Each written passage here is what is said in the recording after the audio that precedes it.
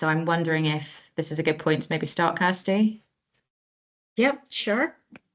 I'll start with some introductions. So morning, everyone, and welcome to the Behaviour Change session. So just to introduce us from Turner & Townsend, I'm Kirsty Black. I'm a senior consultant from Turner & Townsend. I'm the project manager of the Technical Delivery Unit. The Technical Delivery Unit is compiled of technical experts from Turner & Townsend and our partners WSP, and also Iogen, who's the developer of the energy management platform that you'll be using. We provide technical expert to Camden and Brent and conduct the energy audits and write your recommendation reports, and also have a talk-through meeting following up to run through the report and allow you to ask any questions. So from Turner & Townsend, we have Claire Brown, who is our behaviour change expert. She'll be delivering the majority of this session. And Claire will be supported by Orla and Hashim, who are on our graduate programme and both auditors and report writers on this programme. And then we've got Abby Roberts as well from Camden, who a lot of you will know. And Abby is the Climate Alliance lead. We will have a Menti poll coming up. So if you would please have a mobile phone ready, that would be great. And feel free to post any questions in the chat. Thanks for everyone putting in introductions. We do have a Q&A session towards the end when you can ask questions, but do feel free to ask them as we go along. And I'll just run through the agenda briefly.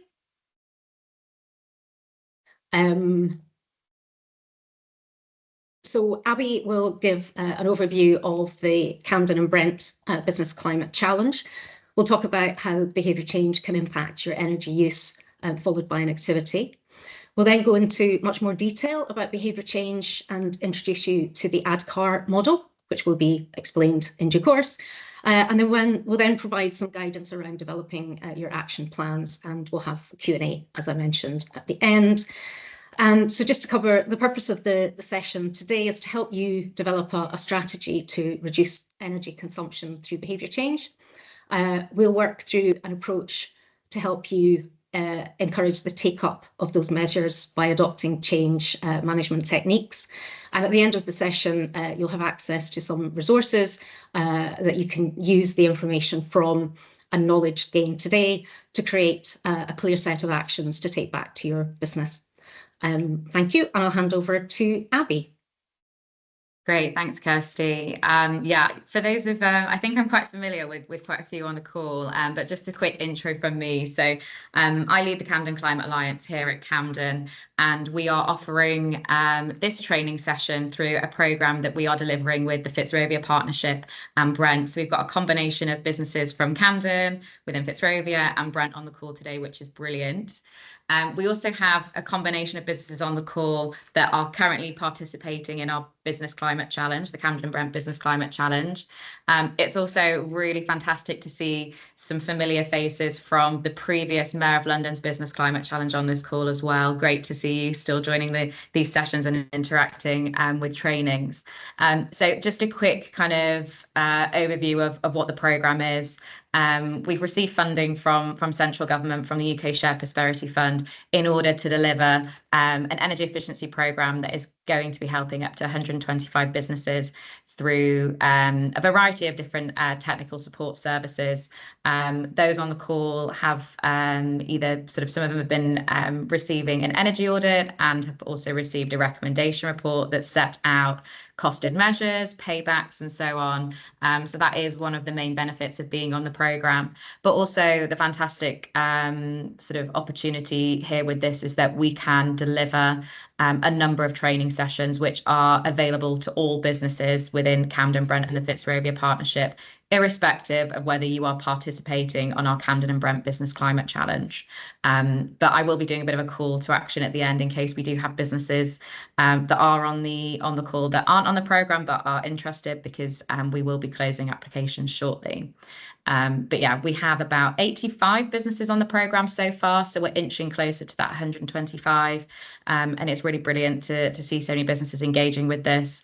And just kind of a word from our programme team as well, in that across all of our different areas. We've got some fantastic experience in delivering these types of programs and have seen great successes with engaging businesses on similar energy efficiency projects. So yeah, really excited to be here with you today, and we've got a really interesting session lined up for you. As part of the programme itself, we are challenging businesses to reduce their energy consumption by 10%. This isn't kind of binding, if you will, but it's definitely something to aspire to. And I'd absolutely encourage businesses that aren't necessarily partaking in the full programme to perhaps maybe set some targets, or kind of look at your consumption more closely and see what you can do. And I think we'll be having some great takeaways about how we could implement some of the behaviour change aspects today, which could really help reduce consumption within your organisations. And then just a little bit of So we kind of started this back in January, February, where we were collecting expressions of interest from businesses to be on the programme. And currently where we are now is around phase 3, in that we're delivering the support out to businesses. We're delivering the trainings to businesses more widely across the different boroughs. And we hope to kind of wrap everything up in March 25. But with that said, obviously the action and kind of active engagement doesn't stop there. This is very much kind of a long-term approach to how we as businesses can reduce consumption and kind of continue with our decarbonisation efforts. So I will pause there and hand back to, I'm not sure who I'm handing back to at the moment, actually. It's to me. Abby. Trouble. Thanks, Trouble. Thank you very much for that, Abby. Now, most businesses accessing this training will be receiving an energy audit and a recommendations report that details the opportunities to reach net zero as a building by measuring and reporting energy and carbon, improving operational efficiency, transitioning to low carbon heating, generating clean energy on site, procure renewable energy, and offset any remaining emissions. Now, almost all reports will identify behavior change as an opportunity. Many will even pinpoint specific actions. Can I get to the next slide? Thank you. And if you just press it one more time, there we go. Now, in almost every report, encouraging staff to adopt sustainable energy practices will be recommended. It typically requires no capex, but does take time, resources. But what does sustainable energy practices mean for your business? What are employees expected to do? And how do you get them to change their behaviors? In some cases, the auditors will identify behavior change that can save pounds per kilowatt hour.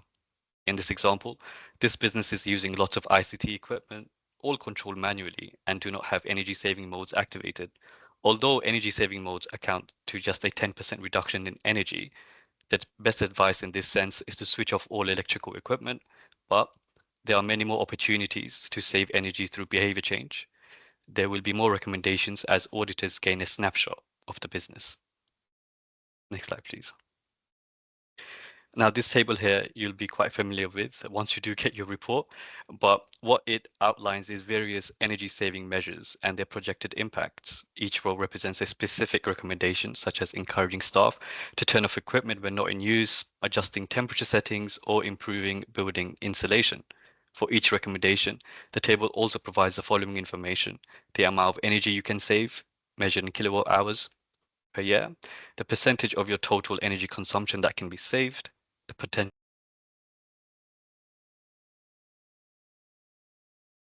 Oh, we've just lost sound on Abul there. Just bear with me 1 second. Let's see. Can you hear me now? Okay, we've got you back. Sorry about that, Abul. Sorry. As I was saying, the table provides the following information: the amount of energy you can save, the percentage of total energy consumption that can be saved, the potential annual financial savings from implementing the measures, and the reduction in carbon emissions. The table also highlights any initial investment costs and expected return on investments over time. By adopting the measures set out in the report, you can significantly reduce your energy consumption, lower operational costs, and minimize your environmental impact. Thanks. I'll pass it over to Ola. Perfect. Thanks, Abul. So I'm going to talk about the emissions that come from workplace behaviour and walk you through scope 1, 2 and 3 emissions. I'm sure you've heard that buzzword multiple times, but it's always good to go through it again. So greenhouse gas emissions are categorised based on their source and control within an organisation's operations and separated into direct and indirect emissions. So firstly, scope 1 are direct greenhouse gas emissions that occur from sources that are owned or controlled by the company, for example, emissions from heating the workplace. Scope 2 accounts for indirect greenhouse gas emissions from the generation of purchased electricity consumed by the company. And lastly, Scope 3 emissions are indirect greenhouse gas emissions that are a consequence of the activities of the company, but occur from sources not owned or controlled by the company. There are many ways that employees can emit carbon in the workplace, but for the Business Climate Challenge, our focus will just be on energy in buildings, including heating and cooling the workplace, using workplace computers and small power, and the use of lighting in the workplace. The behaviour change techniques that we'll learn today will be applied to tackle wider emission reductions. So during the workday, yourself and your colleagues probably don't give energy consumption much thought at work. Some reasons including we don't personally pay the bills, the workplace does, we share the space with others, and we can see energy use as someone else's problem, not our own.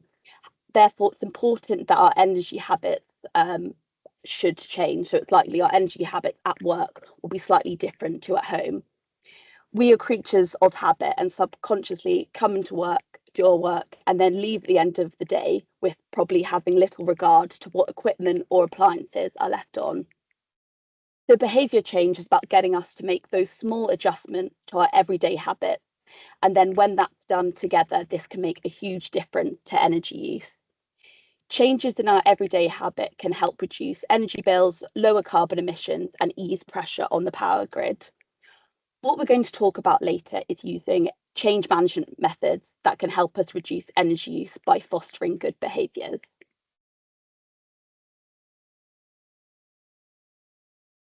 So it's important to understand that technology can also play an important role in reducing energy use. There are many low-cost solutions available that can help reduce energy with very quick payback. So we've got some examples listed on the screen here, and technological improvements are really important as they can reduce the burden and responsibility on staff in the workplace. So you can install presence sensors, energy saving mode, having temperature controls and timers on equipment. So it's much more energy efficient to switch equipment off at night and reactivate it the following morning rather than leaving it on to constantly replenish lost heat throughout the night. But this can be automated using simple plug-in timers, which are only about 50 quid, so they're very cheap. So automation can help reduce the risk of staff forgetting to switch the equipment off before they leave. And some of these examples listed will be included in your report. So doing these technological improvement and behaviour change together is the ideal solution for reducing energy use. However, it's also important to discuss the rebound effect, which is the paradoxical outcome of energy use increasing rather than decreasing it in response to improving energy efficiency. So essentially, if you're applying new, more efficient technology, there is a perceived saving which could possibly trigger you to use the equipment more, which would sort of offset the carbon emissions, which is not what we want. So for example, if you buy a new car, which is more fuel efficient, this could lead to lower petrol bills, and then you may decide to go on more long haul holidays because you're saving money, but actually you're using more energy. Another example, because the car is more fuel efficient, you have lower running costs. So this may cause you to drive more, and then ultimately you're using more energy, so effectively offsetting the energy savings achieved from this efficiency improvement. So overall, it's important that this rebound effect doesn't happen. So we're now going to do a quick activity using Menti. So it'd be useful if you could scan this QR code or go onto the Menti website and type in the 8-digit code mentioned there. What we'd like you to do is consider the question on the screen. What behaviours help to reduce energy consumption in the workplace? So you can submit as many examples as you would like, but it'd be useful. I'm just going to share my screen just to show when everyone is submitting the answers. so we can see what other businesses are doing.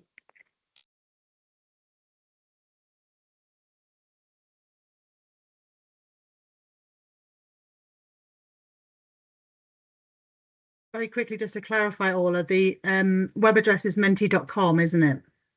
Yes. Super, good. Yeah, so menti.com, and then the code that you enter that in, and it should take you in automatically, shouldn't it? Yeah, Yeah. I've also popped a link in the chat. Oh, fantastic, Abel. Thank you. And yes, we've got lots of responses coming in, so that's great. Listing a few of them, so turning equipment off, turning lights off, opening blinds, awareness. Lots of responses coming in, which is great. Commuting by train or bike.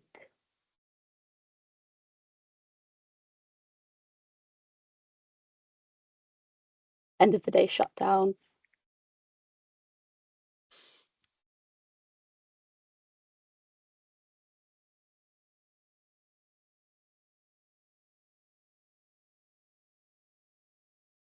Reusable coffee cups. That's great. We've got lots of ideas flowing in there. Procurement habit.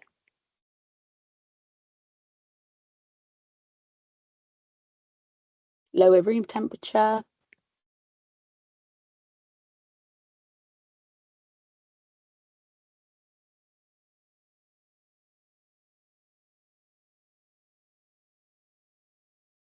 Perfect. We've got sort of nearly over 40 responses there. Thanks everyone for your input. That's really useful.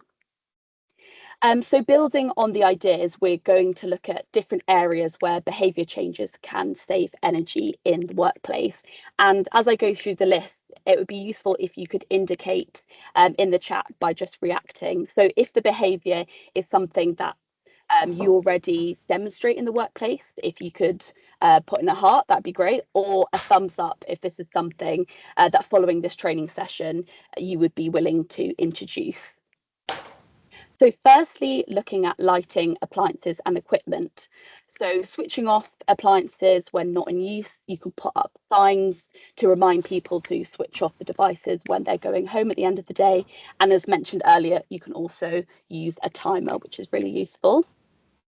Establishing a process with assigned responsibilities to turn equipment on and off when opening and closing the building. Having checklists are really useful, and that adds a level of consistency. Maintaining regular maintenance and services of appliances will help identify any issues when equipment is sort of nearing end of life as well. And then finally, when procuring new equipment, it's important to consider its energy efficiency rating. Then on the next slide, we are talking about continuing with heating and cooling. So looking at this from an occupancy perspective. So one option is empowering employees to choose warmer or colder parts of the building to work on. People have different preferences based on a number of different factors. So providing employees with the flexibility to choose where they work is helpful. Optimizing building occupancy to limit the space required for heating and cooling, as often there is heating in rooms where there's no one working. So that is a huge energy wastage. So it's worth considering how you can zone your heating and cooling to the occupied areas. Drawing blinds to keep rooms cool in hot weather. This can reduce what is known as solar gains, which essentially just means an increase in temperature caused by the sunny weather. So drawing the blinds can help maintain a comfortable working temperature. On the flip side, which is quite an interesting fact, if the blinds are drawn in the winter, this can help reduce energy loss by up to 40%. And then finally, it can also help to keep a gap between the heating and cooling system activation, so both systems aren't working in competition with each other. Then we'll just move on to the next slide where we're having a look at technology. So checking server room temperature setting to see what temperatures your servers can tolerate, as most server rooms are in particular quite cold and often too cold, and this can waste energy. So it's important to look at increasing the set point of the server room. Switching off computers, laptops, printers at the end of the day is really useful. It's also good to know, so when a computer is in active use, this uses 40 watts of electricity. When it's in its power saving mode, it will only use around 15. And then when it's completely shut off, around 2. And then when it's unplugged from the socket, 0 watts of electricity. So those are a few good figures to know. And then finally, it's also worth knowing, I'm sure this is one everyone would love, having less emails in the inbox. So reducing the size of email inboxes and attachments. This is going to lead to lower processing demands on your servers. So yeah, thanks for everyone for reacting, whether you were implementing that in your workplace. It would be useful if you could put in the chat, what do you see as your biggest challenge when implementing the changes needed to reach a 10% reduction in energy consumption? So please feel free to use the chat function to enter anything that comes to mind. Would be useful. We'll give everyone a few minutes just to put that into the chat.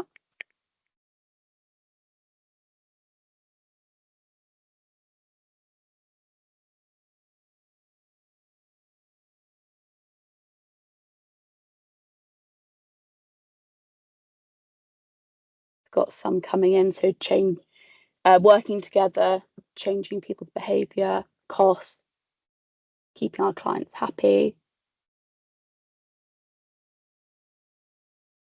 And yeah, we'll share the slides after this training session as well.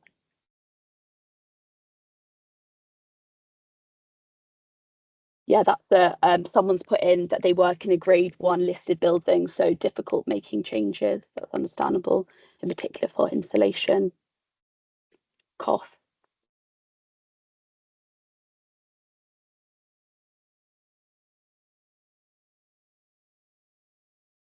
Those are great. Thanks everyone for putting in your challenges.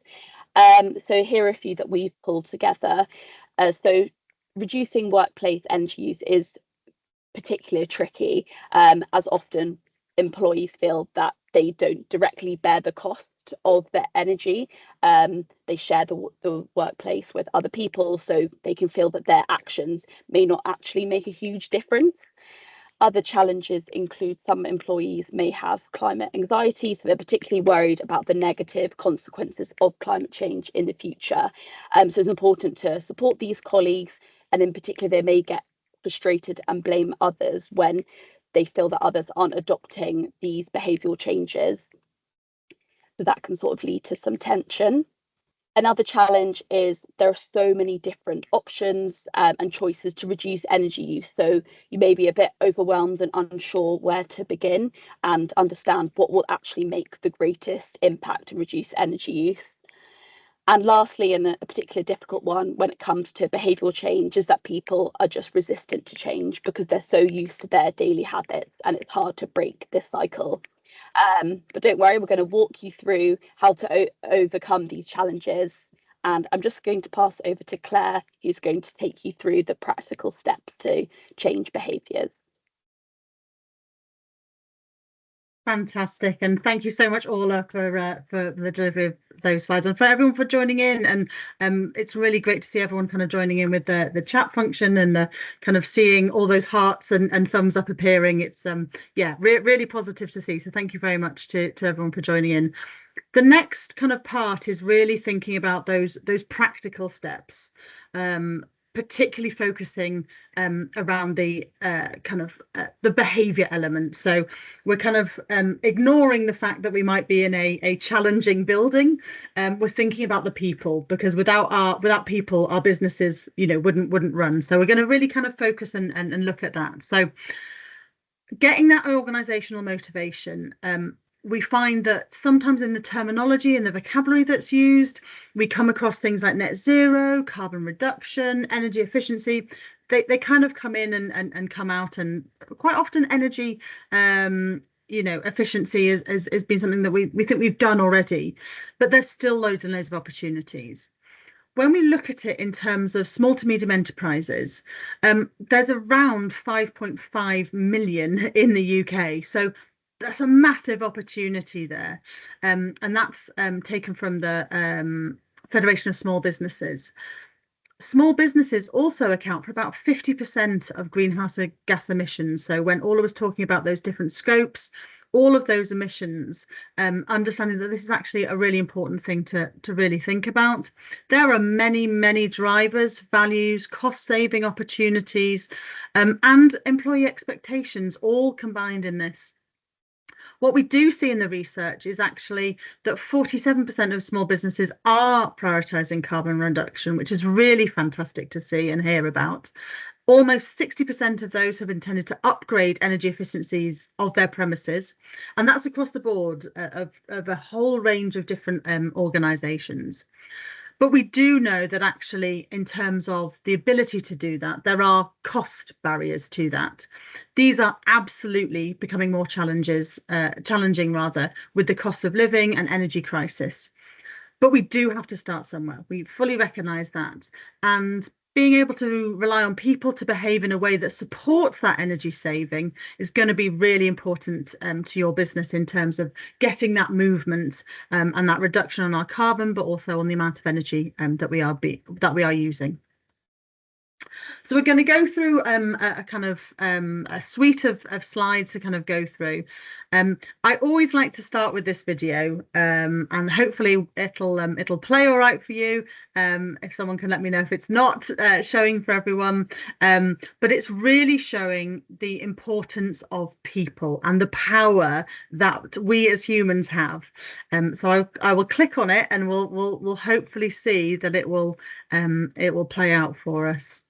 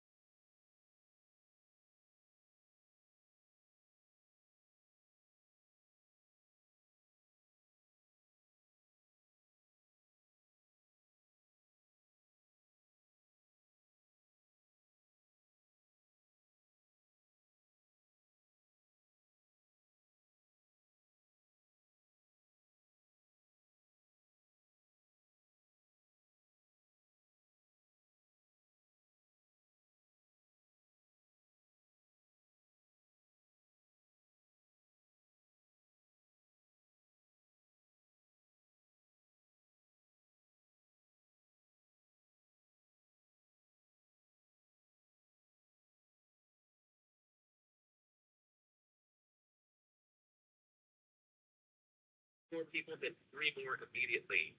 Now we've got momentum. This is the tipping point, and now we have a movement. As more people jump in, it's no longer risky. If they were on the fence before, there's no reason not to join in now. They won't stand out, they won't be ridiculed, and they will be part of the in crowd if they hurry. But over the next minute, you'll see the rest who prefer to stay part of the crowd, because eventually they'd be ridiculed for not joining. And ladies and gentlemen, that is how a movement is made. So let's recap what we've learned. If you are a version of the shirtless dancing guy, all alone, remember the importance of nurturing your first few followers as equals, making everything clearly about the movement, not you. Public, be easy to follow. But the biggest lesson here, did you catch it? Leadership is over-glorified. Yes, it started with the shirtless guy, and he'll get all the credit, but you saw what really happened. It was the first follower that transformed a lone nut into a leader. There's no movement without the first follower. See, we're told that we all need to be leaders, but that would be really ineffective. The best way to make a movement, if you really care, is to courageously follow and show others how to follow. When you find a lone nut doing something great, have the guts to be the first person to stand up and join in. Super, and thank you for all of the reactions as well. I truly love this video because I think it really helps solidify what we're trying to talk about here. And the pie chart on the right is just illustrating that as well. Within your organization, regardless of your kind of size and number of employees, you will have this kind of mix of people. You'll have those really passionate people who are already committed to adopting energy saving behaviours, and also who are available to support those. You'll have those people who are aspiring to do this, especially, and we come on to this, if it motivates them to do something because it benefits them. We also have those people who are potential influential figures who could potentially be energy champions within your organisation. And then we also have people who are not receptive. You know, from the video, I don't think we saw anyone sat down by the end, but I imagine if we panned out a little bit, there might still be some people sat down. And it's those people as well that don't need to, you know, be left out of the process. We want them to absolutely be part of what it is that we're trying to do. So thinking about it in terms of an energy policy you might already have a really detailed policy. You might not have one, and therefore it might be something to really think about. It's important to know your audience. We need to understand what is important to people in order for them to engage in any initiative that you're going to put forward. It absolutely has to appeal to them. When we're talking about sustainability, we're talking about that big picture. If your team is already generally receptive to sustainable living, talking about energy efficiency, it will probably land well in terms of any communications that you put through. If you need to get buy-in from senior management and present the case, think about the language. I always kind of equate this. I used to be an energy manager at a police force. And we always used to talk in energy savings as equivalents of amount of hay to feed the mounted unit or the number of stab vests, because that meant something to the rest of the police force. And your organisation will be absolutely the same. It might be around kind of numbers of people you can engage with in training, or whatever it is that your organisation does. Really get that language to resonate. If you know you want to attract people with similar values to you, position your company as pro-sustainability so that you attract like-minded people, and then potentially also improve your retention of staff. Think about people's concerns right now. We all need to be mindful of the cost of living to save money where we can. If you're being careful at work, think about it, you know, are you already doing it at home as well? Company culture, absolutely, it matters to people. If you're part of the team, it needs to matter to you. And business impact, thinking the more we can save through making small changes, the more robust our business is, and absolutely securing that sustainable future for your organisation. We're not asking people to change the world, we're just asking people to play their part. Small acts by everyone lead to big impact. Really think about your personal objectives which link to energy saving, and maybe build it into your performance measures to really encourage that good behaviour. Those positive behaviours will absolutely bring benefits to us all. So as we mentioned at the beginning, when we kind of think about it, it's really useful. Oh, sorry, someone else is joining in, that's fine. Thinking about it in terms of framework can be really, really useful. In the kind of presentation that we're running through right now, we've just picked one, and there are others available. And so if it is something of interest, I would encourage you to kind of explore that in your own time. Change absolutely can be uncomfortable, even if the grounds for change are solid and well-intentioned. If it's ultimately handled badly or imposed without any communication consultation, it can actually be disastrous. So having a framework to use it can really help you in terms of managing the whole process. In the context of energy saving, the framework can be based on the assessment of the organisation's energy usage and state where you want to get to. A framework is then that series of steps. And like a jigsaw, if we kind of do it in a series of steps, it can be a lot easier to then get that whole picture at the end. What we have in common is that recognition that change is only effective if people behave in a way that aligns with those goals that you're setting. So for this session, we've opted to utilise the ADKAR change model, which we believe is a really nice example of an approach to improve energy efficiency within any organisation, irrespective of size. So fully recognizing that on this call we have a really nice kind of array of different sizes, scales, industries, sectors, which is really fantastic. So really think about it in terms of how to maintain this for those long-term benefits for your organization. So the next couple of slides, we're going to kind of go through in terms of the detail of this. So ADKAR stands for Awareness, Desire, Knowledge, Ability and Reinforcement. It's an acronym that you might have seen in the past, and so we're going to break it down and kind of have a look at it. It basically stresses the importance of addressing the psychological and behaviour elements of a change, because that's what we're asking to do. We're asking a change to happen. So if we apply this model to something we can relate to, such as energy uses, we can think about it in terms of encouraging those energy savings within your organisation. One thing that I find really beneficial is that ADKAR is a logical process that can easily be implemented. And we understand that everyone is different, but actually you can apply it to your organisation in terms of what you want to do and the changes and the savings in carbon that you want to make. It's all ultimately about finding what is best for you with that common goal. But why does it drive the intentional change? What we're having a look at is the details of these in the next kind of following slides, and see how actually it can make a real difference to you and your organisation. So as we kind of go through, it is a logical process. So left to right, awareness, desire, knowledge, ability, and reinforcement. So we'll have a look at these in individual sections so that we can break down and really understand what this means. Awareness is one of the key catalysts that is going to drive any action. When your team understands the importance of reducing energy consumption, they're more likely to take those meaningful steps towards energy efficiency. So if I kind of start to kind of click through, thinking about what you do, let's have a think and a show of thumbs up. Do your employees know that the business has a target to reduce energy use? Any thumbs up? Yes, that's at least one. There's some more. Fantastic. Super, lots of thumbs up. Oh, this is fantastic. So that's a really great start.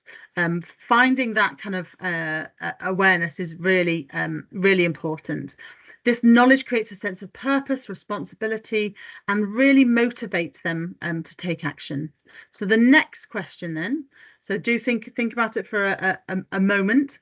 Employees who are aware of their organisation energy practices are more likely to act. So thumbs up if you agree with that that statement. Don't worry if you don't. I can't see who's doing the thumbs up, but do join on and think, okay, well, is this something that we agree with for our organisation? Absolutely. It's so important that your employees understand their role in saving energy. When they know what actions to take, they can absolutely actively incorporate energy saving behaviours into their daily routines. So let's move on. I think they're just about settled down on the thumbs up. Do your employees know what they are expected to do in terms of saving energy? So are they fully aware of actually what it is that they're supposed to? So let's see if there are any thumbs up for this one. Yes, super. That's fantastic. Really, yeah, really great to see. And then we've got this is an agree one as again. So employees who are aware of the expectations to save energy are more likely to act. Let's see if anyone is agreeing with that. Absolutely fantastic. Really enjoying everyone joining in with this. This is really fantastic. And then the last one is, do your employees receive prompts to save energy? So this might be some sort of kind of internal mechanism that you might use to prompt people. This is a prompt might be like a visual clue that is sometimes really useful in kind of getting that forefront of kind of awareness into people's minds, but also helping to reinforce the importance of saving energy. By addressing these key aspects and ensuring we have awareness, but also understanding and these prompts, we're setting the stage for a successful energy efficiency journey within your organization. Absolutely keep those thumbs high up, and let's keep going with those positive changes.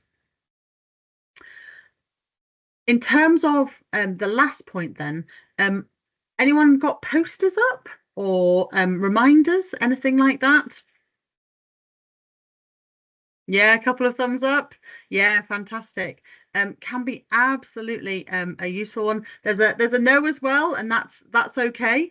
Thank you for joining the call today. An opportunity to explore that as an opportunity for your organization. When we're thinking about how to actually make people aware, there's a whole different array of different things we can have a look at.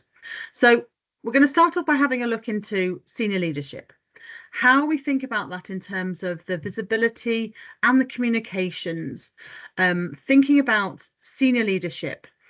Top managers and line managers absolutely should be supportive of this regime, and showing their enthusiasm for it. When you find people who can personally articulate the benefits of energy efficiency in your organisation, they absolutely become role models for the rest of the employees. If we talk about visibility, it's then thinking about a colourful, eye-catching display of energy targets, for example. It might be performance data in high traffic areas, like you might have an intranet, you might have breakout spaces. Absolutely, this is a visual reminder that reducing energy is really important and that it is also being measured and monitored. So let's take a little moment to think about national campaigns. Imagine joining forces with a national or international campaign throughout the year, all aligned to energy saving in the workplace. We can refer to this as like being part of a superhero team, fighting for that change to absolutely happen together. Last but not least, positive communications. One of the key things here is talking about successes. So thinking about the ability of you and the excitement possibly in sharing the journey your business has had, taking steps towards energy efficiency. Communicating that progress and the goals really creates openness and will help get your employees on board. Think about those different behaviour changes, and spreading those positive messages can really help with supporting the kind of the challenge that you are putting everyone through. We've got to make sure that the message is right, and that's why we kind of include this this slide. Messages need to be communicated in the right way. If we are not kind of putting through a positive slant on things, it can lead to people turning off. So on the left one, we have a kind of an angry face with "stop leaving your monitor on," as opposed to a positive reinforcement of someone who has switched their monitor off at the end of the day. Having some facts and figures. We all are different learners. Some people love data, some people love images, some people love hearing things. Having different ways of expressing this can be so important. So again, reinforcing that positive behaviour is going to be a real opportunity for you. We have an example case study here of awareness. We also have a suite of case studies that we've included at the end of all of these slides. So we're just going to have a quick look through this one, and then in your own time, you'll be able to have a look through those other case studies, because it's really useful to see what other people are doing and see how it's worked, and then think, okay, well, could we apply it to our organisation? And so don't be put off if the organisation doesn't do what you do. What they are all doing and collectively is they are reducing their energy. They're improving their efficiency of the use of energy services in their organisation. So those are the take-home messages, rather than the organisation in terms of what they do and maybe what sector they are. So this is just an example of a furniture manufacturer.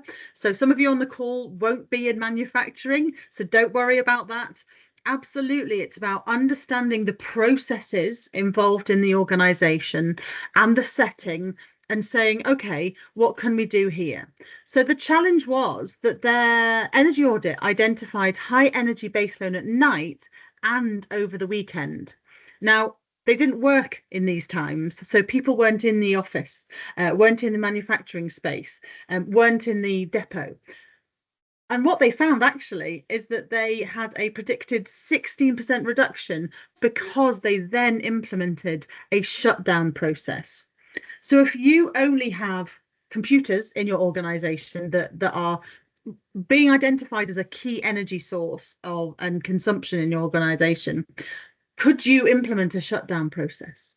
So raising that awareness about what it is we do, how we use things, and then, you know, hopefully there'll be lots of other organizations who are on this call that we could then use as case studies, because actually what this organization found is that they saved over 25% of their energy, and financially at the time this was over £100,000. So those kind of abilities to implement something, raise that awareness, and make some significant savings is absolutely enormous, and something that we wanted to share with you as an example of something. So we're moving on to desire, which is the D.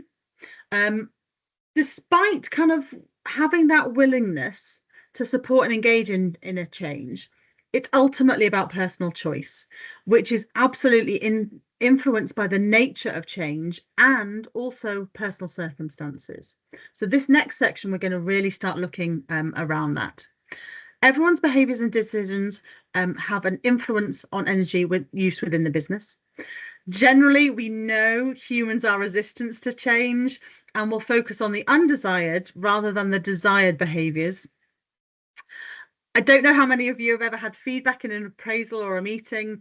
Even if 90% of those comments are positive, you focus on the negative. So try to avoid telling people to stop doing something. Really think about it in terms of promoting that desired behaviour. If you feel about it in a positive way, you're more likely to align to those specific goals. Employees tend to be more willing to perform the desired behaviour when it seems that lots of other people are doing it, largely due to the need to conform on the social norms. So really align your communication to their values. Employees are more supportive when they perceive that it makes a difference, and make it fun. Absolutely, you know, think about it in terms of how you can make it an enjoyable process to really think about and take part in. Enabling that desire is really about involving your employees and making sure that they know what is accepted behaviours. Allow employees to share their concerns. So again, we've got that feedback coming back in. Any ideas as well before you do any implementation of change. It's much easier to solidify buy-in and maintain engagement if employees fully understand how their contributions are going to have an impact. When the lines are blurred, it can create confusion and reduce interest. Respond to every suggestion that you might get, whether this is verbal or written, even if it's just a simple one in terms of thank you, we're glad you took the time to offer your input. Feedback is absolutely going to be essential here. Where suggestions are reasonable and make sense within the context, really think about how those can actually be incorporated with the approach. Understand about actually letting your employees know what the outcome is. You might not be able to implement their suggestions, so it's important to understand why and communicate that. And lastly, continuous improvement. This isn't a one-time thing that we're going to do things. We want it to be part of the ethos of the organisation, continually moving forward. So making sure we've got an establishment of a mechanism for that regular review and feedback once any change has been implemented. So now we're moving on to the K. Desire represented the willingness.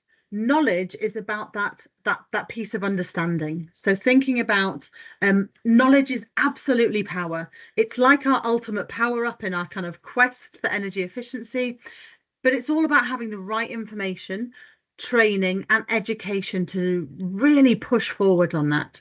When individuals are armed with knowledge, they become champions of change and absolutely will pave the way for success.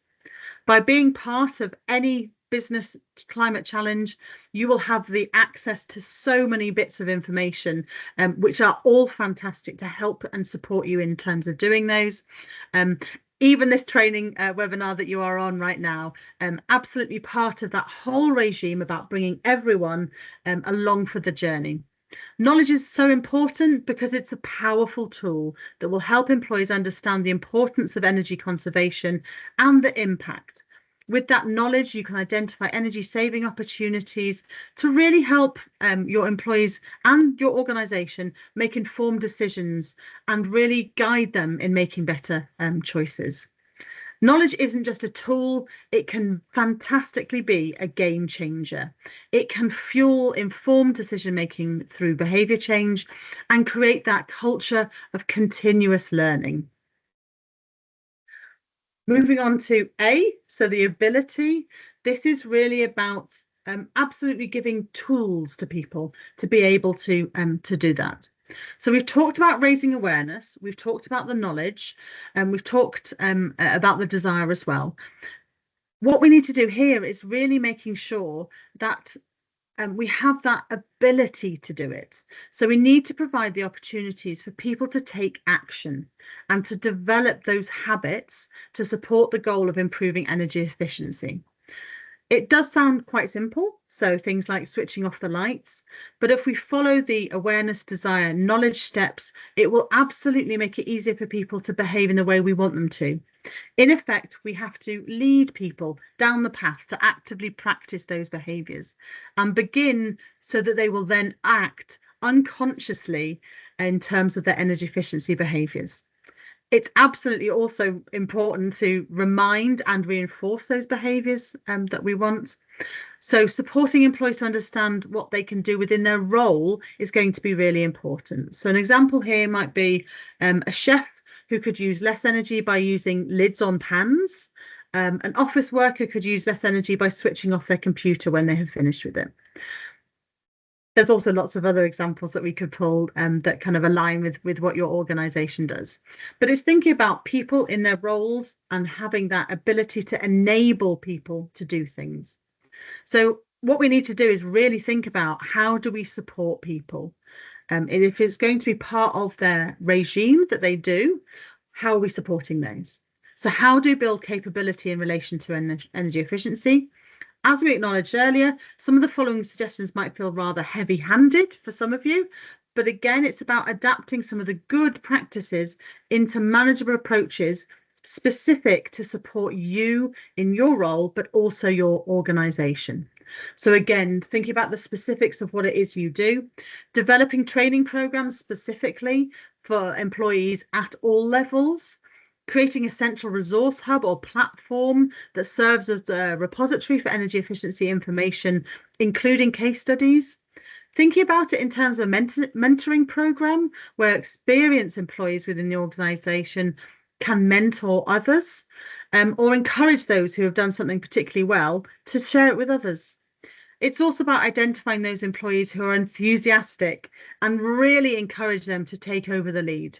However, just a note of caution, be very careful about the very over enthusiastic, because it could, in some circumstances, may deter those who are less engaged with that mission to save on energy. So be really clear in terms of the roles and responsibilities. When we look at it, we want to think about, okay, how can we prompt to kind of develop this ability in your organisation? It might be that actually at the end of the day, you might want to have some sort of label system in your organisation. It might be around that switch off. It might be around, setting the scene ready for tomorrow so that you can be efficient today. Think about, in terms of light switching, where do the lights actually, work? There might be a real bank of lighting. I've seen it where people have put the label in terms of the different banks so that you're not switching everything off. You're making sure that the different areas are kind of prioritized. So really think about, if you switch a switch, will you plunge your colleagues into darkness? We don't want to be doing that. It's about being reasonable in our settings. Thinking about it in terms of different checklists as well. Again, these can be reframed in terms of your organisation. You might not have a large kind of space that you work in, and therefore it might be a relatively short list, or you might have large departments, you might have different buildings. And thinking about these specifically can be really helpful, and then tasking people with utilising those. So again, a really useful tool in terms of labels and checklists to really prompt the development of the ability in your workforce. You might also think about developing a green team, thinking about how you can have these key people in order to help push those goals and the agenda through your organisation, having them fully integrated, thinking about the right people. You might have key senior people who will absolutely want to be involved. You might have one person that is designated as that particular lead, making sure we want that enthusiasm, but also we want to manage that process, and thinking about the structure and the governance that is going to be part of that organisation. If you have a green team, you might call them energy champions. You might have something like carbon superheroes, whatever it might be. Think about who's going to be in that team. We might also have the ability, and I fully recognise that not all organisations will be able to do this, is about thinking where everything is. So thinking about different energy options. I just love this kind of slide and the image, really encouraging people to not use the escalator and using the steps, which have been repainted to look like a piano. If you're familiar with the stripes of climate change, there are lots of examples where those stripes have been kind of used on stairs. It might not be something that your organisation can do, but there'll be other things that you can absolutely do. So think about where the desks are. If you have a desk-based kind of organisation, you know, making sure that they are in well-lit areas. Orla touched on it earlier in terms of making sure that people are in the right places if you are heating a space as well. If you have changes in teams or structure, making sure everyone is in the right space is going to be really important around this. There is absolutely an ability for everyone to save energy, regardless of what their role is. Some will see massive opportunities for reduction. Some might be lesser so because actually they probably use less energy to begin with. But it's about capturing everyone. Individual building users is a real kind of an opportunity to really think about it in terms of different elements. You might have building management systems that control lighting, heating, air, and therefore you might have a facilities manager that does that.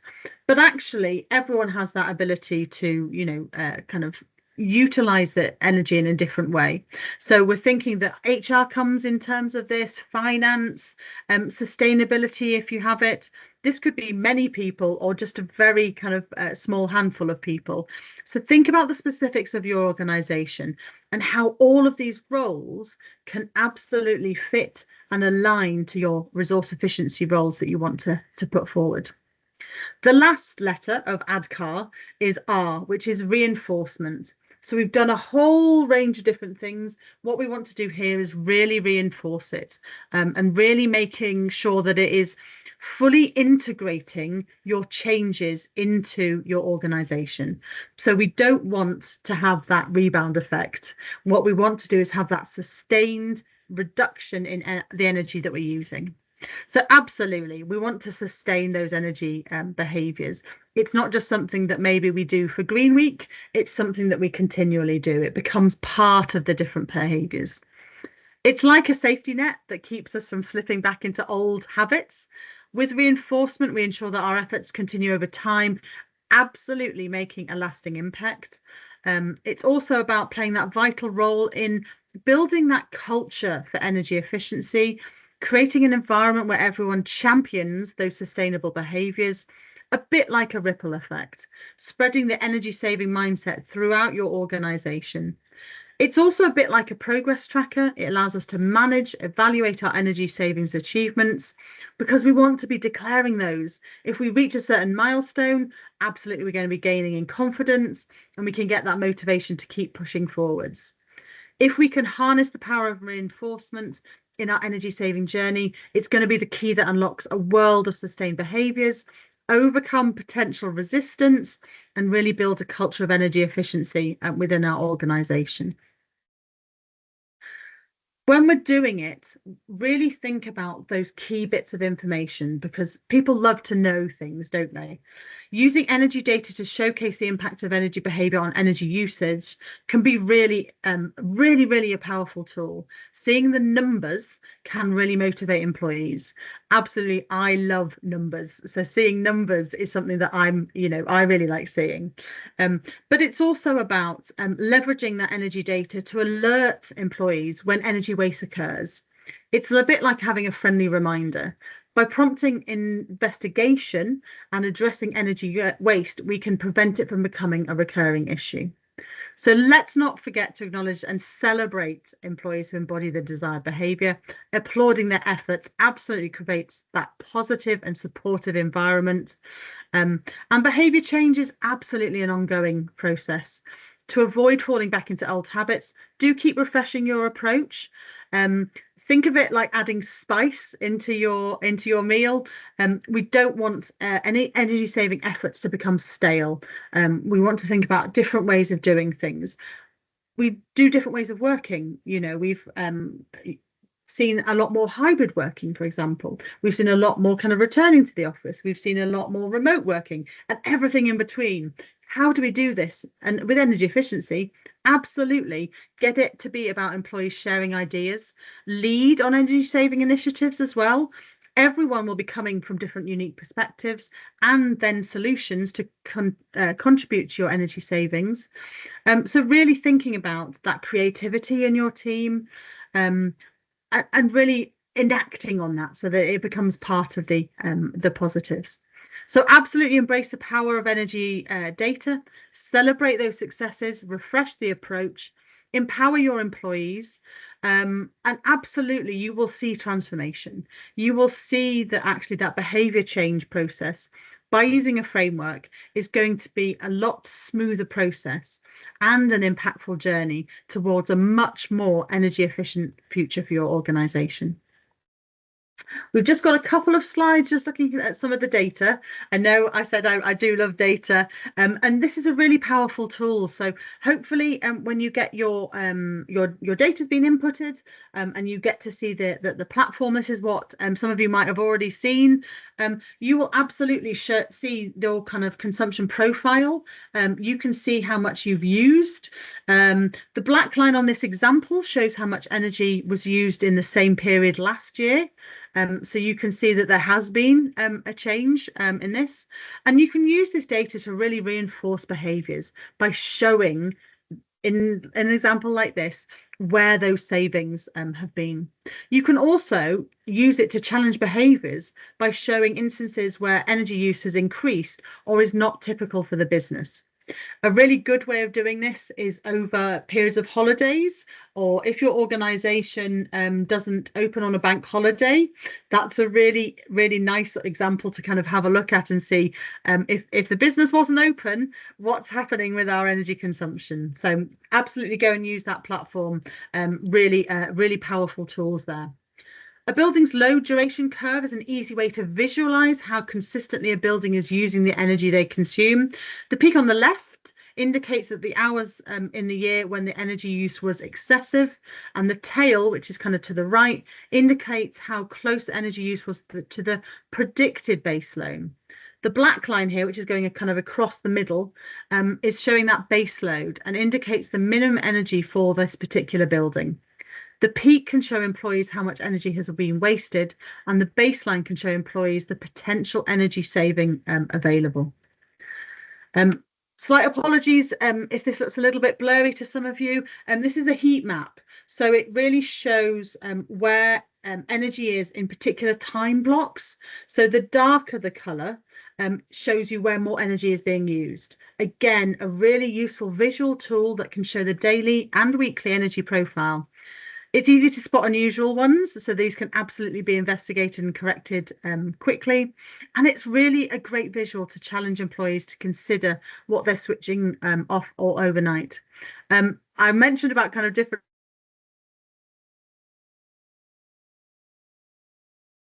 holidays can be a really useful way of having a look at this. This chart then is going to show us the energy on different days. So again, if you aren't open on certain days, it can be really useful to see what that happens. Have a look in terms of when the business is closed, and then understanding actually for your organisation, should there be a difference and what potentially that difference is. So you might not work Monday to Friday, you might be 7 days a week. Think about what days then you are open and what investigations you can potentially do to see, is the building occupied and should it be occupied, and therefore how we can set any controls that we might have on cooling systems in particular, and as we go into winter on heating systems can be addressed, and have a look at it. This is more of the dashboard approach, so some of you might be already familiar with this, and again showing different days, again having a look to see if there's unusual use on a particular day, and really understanding how that might be something that actually is normal for you, but actually if it's not, understanding how you can use that as an opportunity to make some reductions. One of the key things I think is important to just draw on here is that actually we are all different. We all learn in different ways. We absorb energy in different ways as well. So understanding that we have that beautiful diversity in our colleagues needs to be something that is portrayed throughout our communications, how we display things, understanding that we are all different, and making sure that those when we're reinforcing our behaviours, that we are accommodating our fantastic colleagues. So sustaining the change, it's going through all of the process, building on those prior steps within the change, but also making sure that we have that competence around the change, understanding we have the capability, and making sure that is providing that kind of process and that framework to go through, and really making sure that we have that change as something that is part of the organisation, not something that's happened to it, but it is absolutely part of the organisation. So to conclude, ADCAR is the kind of acronym that we can use, and absolutely after this session go and do your own research and have a look at some other areas that you might want to have a look at. So we've got awareness, desire, knowledge, ability and reinforcement. What we're trying to do is absolutely make sure everyone knows why energy saving is important. We're getting employees excited about energy saving. We're providing practical tips and training. We're creating a supportive environment, and absolutely we're celebrating our success. And by following these steps, absolutely we can build a culture of energy efficiency within your organisation. So, quick question, and hopefully you have some great responses here. Please, if you can, pop something in maybe in the chat that you have done in terms of behaviour changes you have already implemented. So have a think about what things you might have already done. And then we've got just a couple of slides to finish off, and then hopefully we'll have some time for Q&A. So have a think about in terms of your organisation already. Some of you might be really fully embraced and kind of on your journey already. Some of you might be very much at the beginning, or you've maybe tried something historically. So have a little think about that in terms of what you've implemented already. And if you want to share that in the chat, that might be a really fantastic way of sharing things that you have done already. So I'll give us a little moment.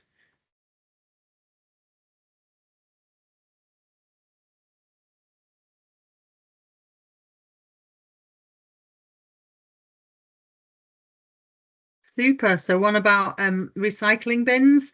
Yeah, really a good one. Very visual as well. So thank you. Yeah, stickers. Yeah, can be really powerful. And thinking about where they could potentially be placed as a gentle reminder. Oh, fantastic. Someone who has set up a green team and green champions. Fantastic. Really nice to hear of those. So really fantastic. Thank you very much to those who have shared already. Please do continue to share us with those. Yeah, a weekly check to see if unused computers have been switched off. Yeah, it can be a real easy one. Absolutely. So the next steps in terms of taking behavior change back into your business is going to be your action plan. So thinking about it in terms of what it is going to be unique for you, for bespoke for you. This is just an example, but really thinking about what information you're going to have a look at. So you might already have your recommendation report. Really have a look at some of the details that are going to be in there. Think about what that recommendation needs to be done in terms of behaviour change. Think about why that behaviour needs to be changed. Is it measurable? And does the person who is being assigned that have the ability to do that? Do they have the knowledge? Do they have the awareness? Do they have the desire to do that? So really think about it in terms of how you can develop this for your organization by making it super specific and super unique to you. This is about guidance, and each of the organizations on this call are different. So really recognize those elements and incorporate it into your next steps. So that action plan, really key in terms of doing that. As Abby mentioned at the beginning, we've got a process. We've got the application. So I think, Abby, you mentioned that there was a couple of spaces left potentially on this.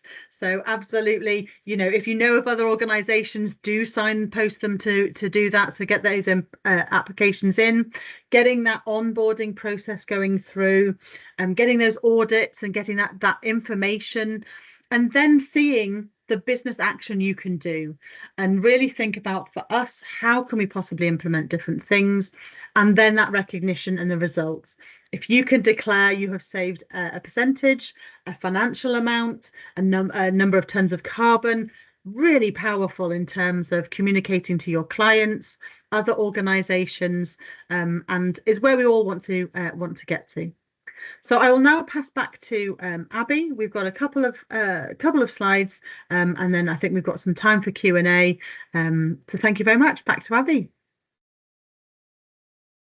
Thanks so much, Claire. That's brilliant. I mean, I feel like I've learned so much from kind of what you've taken us through there. And I think, as you say, a really logical model to be able to apply. And I think, you know, despite where you are on this journey, that, you know, there's something in that for everyone.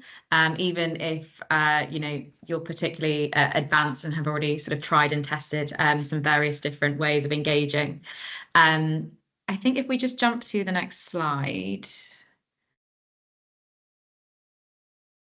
Unless we can do Q&A now. We can do Q&A now, actually, and then I have a closing slide which might land a little bit better once we've sort of opened the floor out. If that's okay, Claire. If we go to some Q&A, if there's anything in the group that anyone wants to reflect on or has any questions for Claire and the team. Yeah, do put them in chat. I did see someone point out that they were very new to this, and that's, you know, don't think of that as a negative. Think of it as a positive, because you're already kind of embracing the change.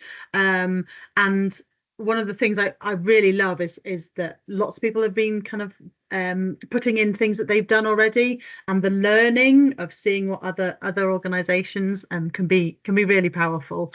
So yeah, so don't worry about you know, if you're only beginning on it, because we are all different organizations and we have different priorities. So it's great that you're here now to learn from that. So thank you.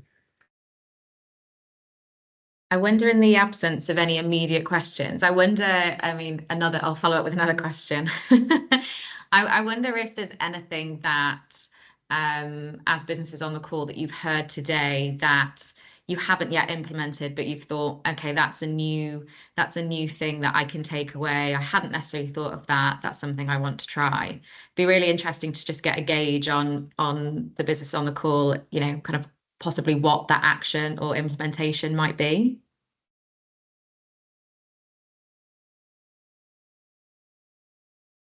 Okay, stickers and power down checklist. That's a really good visual steer. We're getting some nice comments in here. Buying timers for plugs. Implementing some of the easy steps around light switch stickers and signs and so on.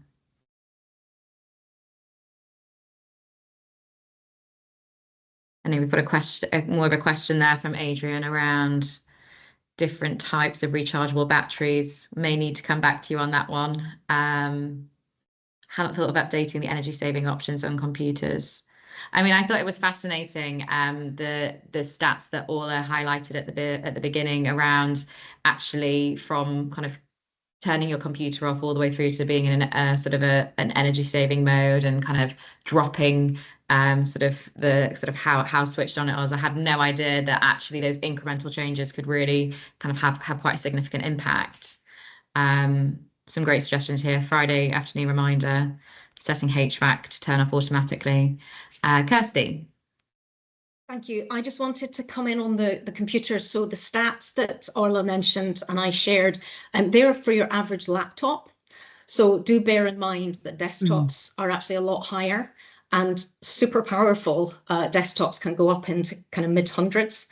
So whenever you're buying, laptops or computers, do take that into account. Thanks for that clarification, Kirsty. And also perhaps even more significant savings if the desktops are obviously kind of more guzzling of energy consumption by taking those simple steps that could help. Just picking up one of the questions in the chat around recommendation report, so more of a general question there. So if you are on our full program receiving the energy audit and the recommendation report, you will receive your recommendation report via email once your audit has taken place. So there's there'll be various different communications from various different members of the team to make sure that you're ready for audit to get you to that point. But then once you've been audited, you can expect your report around 6 to 8 weeks after the site visit has taken place. Just as well, I know we have got a mixture of businesses on the call today, and we've been talking about audits, reports, access to dashboards.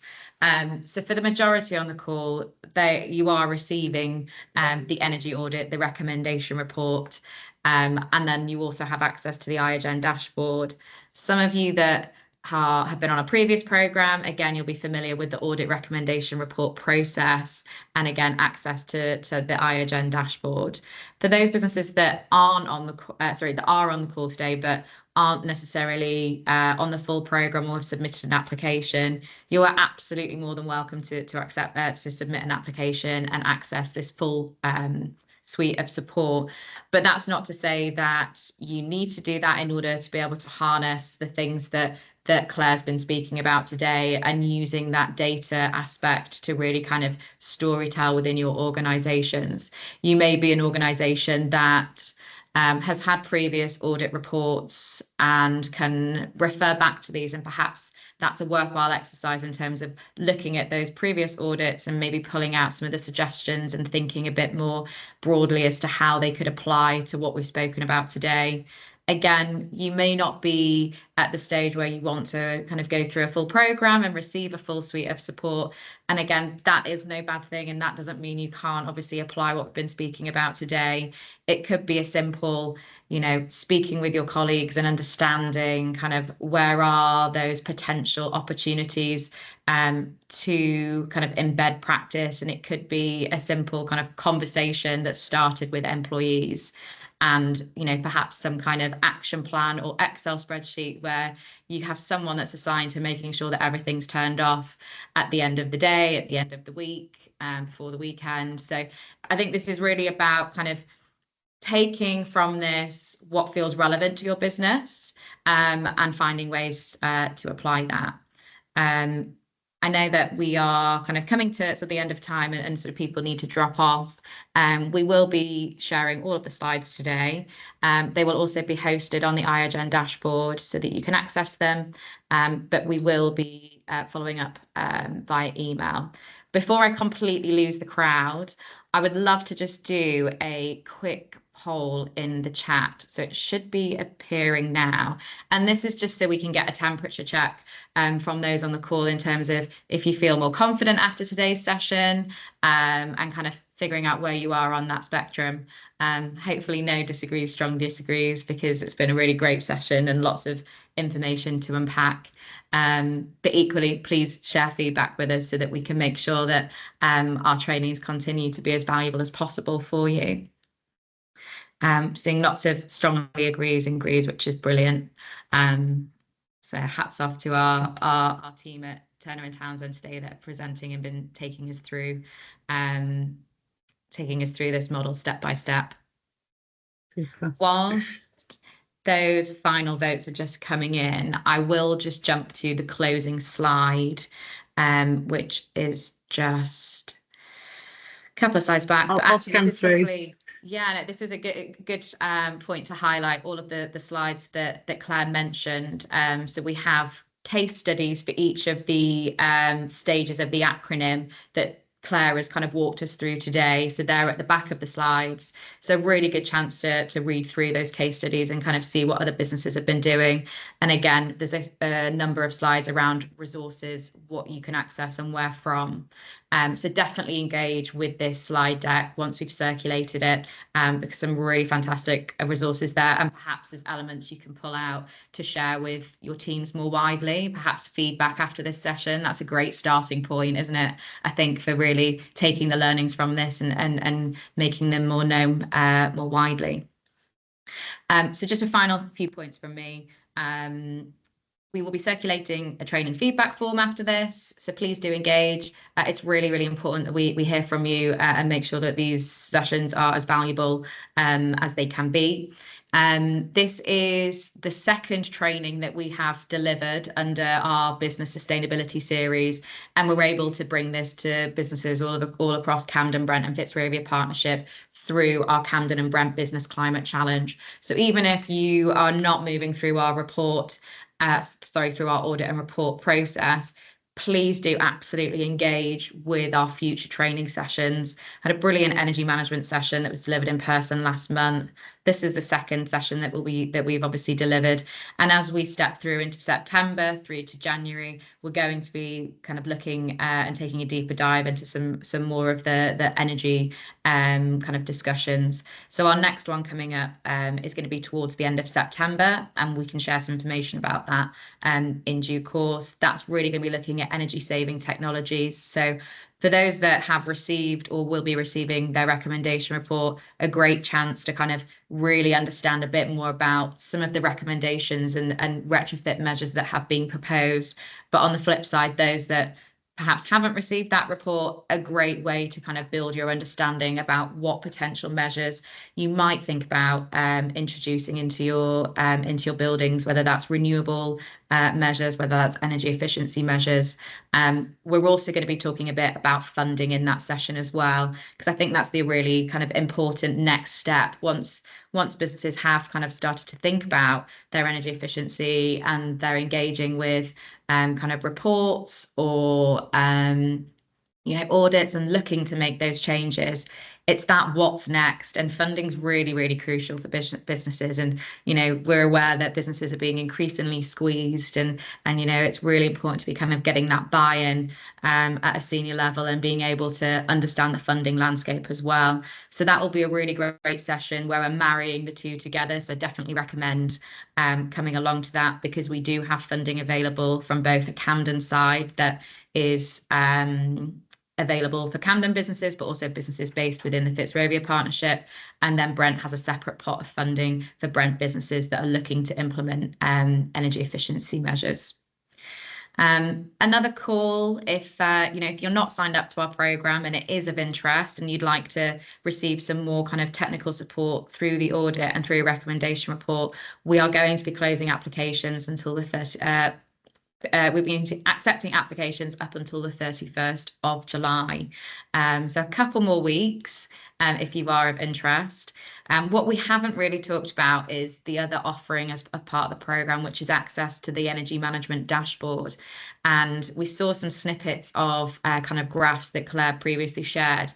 And the access to the dashboard is part of receiving the audit and the recommendation report, and is a really fantastic visual for understanding your energy consumption in real time and being able to see where those savings are being achieved, both from a carbon perspective but also a cost perspective.